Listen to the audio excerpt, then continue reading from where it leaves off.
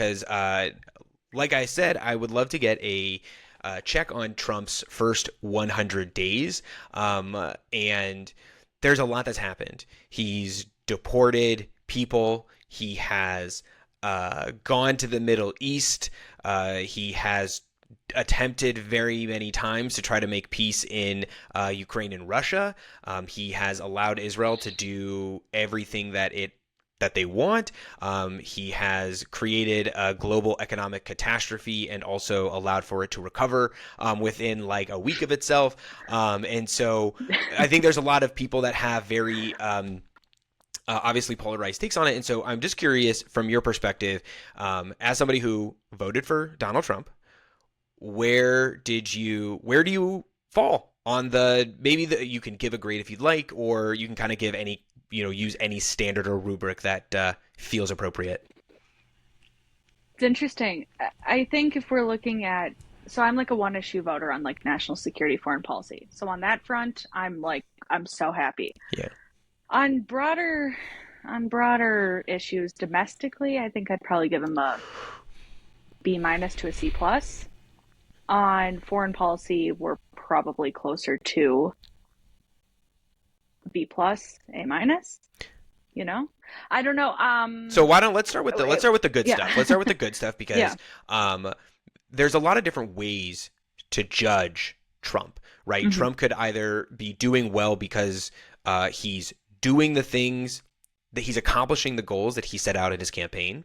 Like you can think that he could be doing well because he's just working on the things and he's keeping his campaign promises about how he would approach the his presidency, or he could be failing and he could have a horrible way because like he's just not doing what he thought or what he said he was going to do. So when you say that he has like a B plus A minus, where does that come from?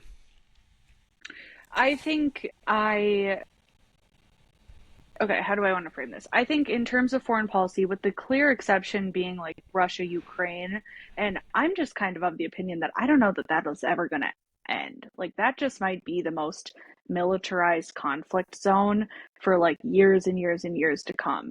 Um, so with the exception of that, I think that I am very happy with what's going on in the Middle East with him. I'm very happy about, I view the tariff liberation day thing as like kind of testing the waters to decouple from China.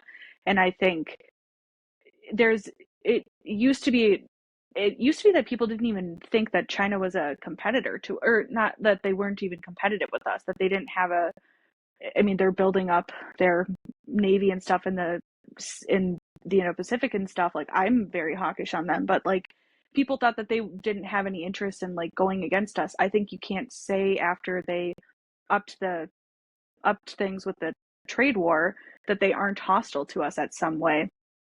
And Besant had the secret meeting with them, and then now we seem to have some sort of a 90-day thing there. But I think that even just getting everybody on the same page of like, oh no, like they're they're going to be hostile, I think that that's really important. And I don't think that we could have had either that consensus opinion or even talks yielding what they are had Trump not done the crazy tariff thing. And I'm not like the biggest fan and thinking it's like 40 chess all of the time, but like I'm kind of the position of being so hawkish on China that I think that any amount of economic pain is probably worth it, in order to kind of establish like what's going to be going on in the new world order.